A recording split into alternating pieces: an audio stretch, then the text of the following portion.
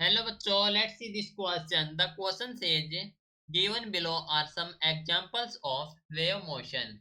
State in which each case if the wave motion is transverse, longitudinal or a combination of both.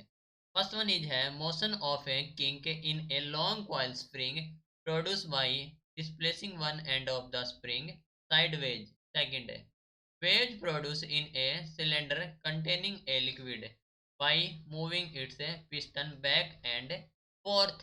Third one is wave produced by a motorboat sailing in water. Question में कहा गया है कि कुछ example हैं wave motion के जहां पर हमारे पास वेव मोशन है ट्रांसवर्स लॉन्गिट्यूडनल और कॉम्बिनेशन ऑफ बोथ है। तो हमें बताने के इनमें से एग्जाम्पल में से कौन से टाइप की वेव प्रोड्यूस हो रही है।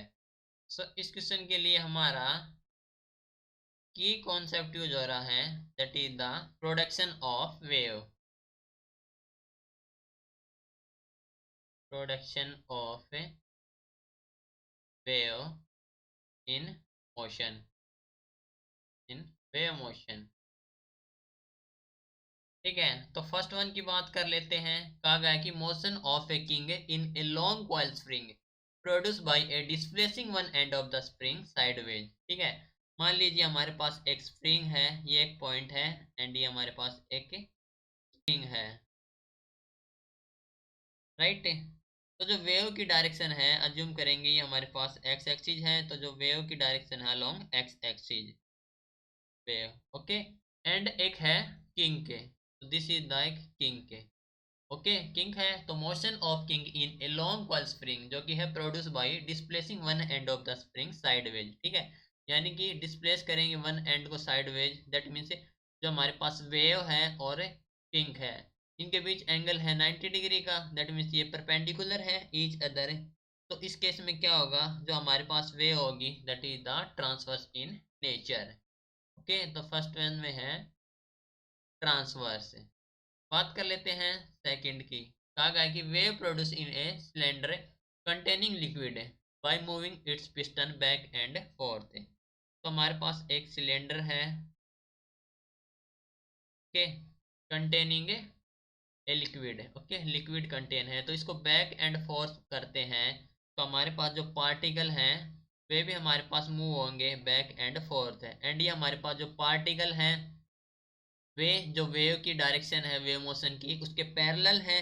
तो इस केस में हमारे पास होती है लॉन्गिट्यूडनल वेव फॉर्म। तो ये हो गया हमारे पास है longitudinal in nature. Third one की बात करें तो कहा गया कि wave produce by a motor boat sailing in water. ठीक है, कोई भी हमारे पास मोटर बोट है जो कि है सेलिंग इन वाटर। ओके, तो जब भी कोई भी हमारे पास केस होता है वाटर का, मान लीजिए मोटर बोट है, तो यहाँ पर हमारे पास है फॉर्म होंगे क्रेस्ट एंड ट्रफ है। ओके, क्रेस्ट और ट्रफ फॉर्म होंगे, ट्रफ है। ठीक है, ऐसे वेव वाटर में क्रेस्ट एंड ट्रफ फॉर्म होंगे।